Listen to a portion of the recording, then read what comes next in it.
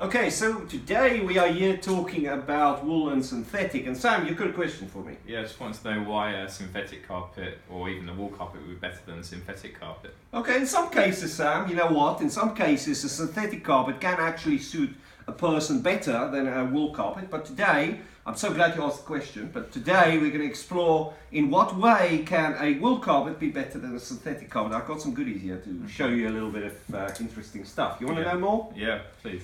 Okay, so what I have here is a round little Perspex bar, I would say. You want to have a look? Yeah. That's quite nice, isn't it?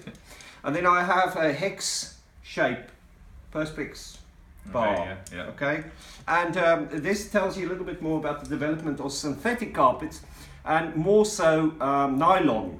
The more modern nylon is called nylon 6/6. You want to know how they got to 6 and how they got there in the journey? Okay, so here's what happened. First, they discovered the way of making a synthetic fiber with nylon, so they squeeze this through a little tiny hole and they make one fiber that continuously look like this. Okay, now of course there's color in it and sometimes they are a clearer look like that. So then what they did was they made it, and very soon they discovered they get dirty very quickly and they look dirty very quickly. You want to know why? Yes. Tell me. Why they get dirty quickly? Okay, I thought you might ask that question, Sam. So what you can see is if you look at this round one, if you hold it up like that, this round one, I'll show you there, right? It looks like that. If you imagine that to be a little bit of dirt, this little tiny piece of stone here is representing dirt. What happens with this fiber is it actually magnifies the dirt. So if you look closer, you will see that that actually makes it look bigger. So what happens is this fiber stands up and the dirt goes and sits behind it, and you look from a distance and you can see there how big that piece of soil looks like behind that fiber. So what they did was they moved on and they called it the next generation nylon. They made it a different shape. Hexagonal. And then what they did was they discovered that that piece of soil now looks much smaller behind that piece of fiber. Okay, now they thought, let's go a step further. You want to know what they did next? I do, yes. You do? Are you sure? Oh, definitely, yeah. Okay, so what they did next was they discovered that, you know what, how about we make it anti-static? Because many people walked in the offices with nylon carpets and as soon as they touched something, there was a discharge. So they made it anti-static. Now, I can go into a lot of detail, but I'm going to make this video really short, right? The next stage, they discovered that they do mark still quite easily. And then what they did was they put a stain protection on it, and that's the next stage.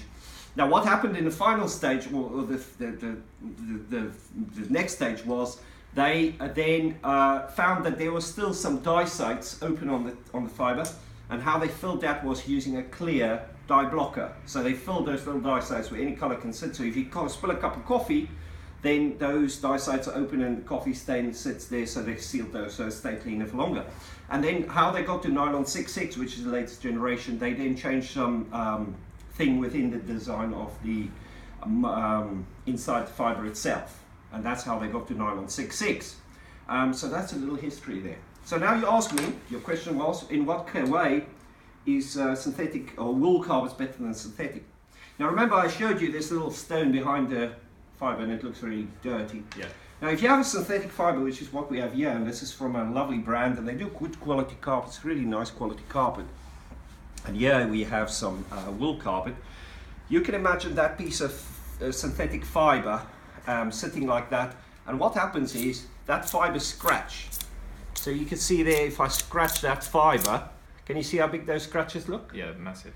So if you look carefully, I've scratched that, you can see how big those scratches are. I don't know if you can see it on the camera there. So those scratches look very big, and that's why when we look at synthetic fiber on a floor and the carpet has been worn quite a bit, those marks do show up quite quick.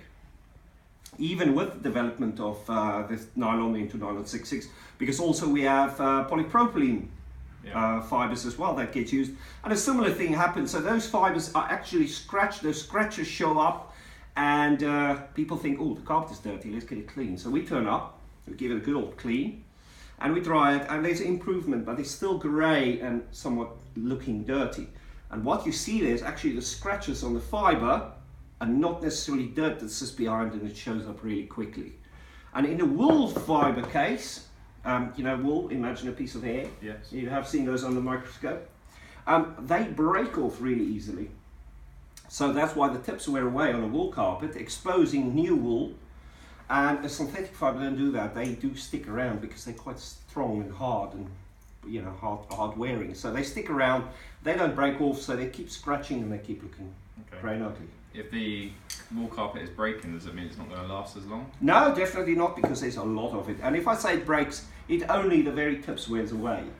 Only the very tips wears away, and you will see when you walk into pubs that has had carpets down for many, many years. Sometimes that carpet for many, many years, and you look at it and it still looks very good. But if a synthetic carpet was down, it wouldn't look that good. Okay. Cool.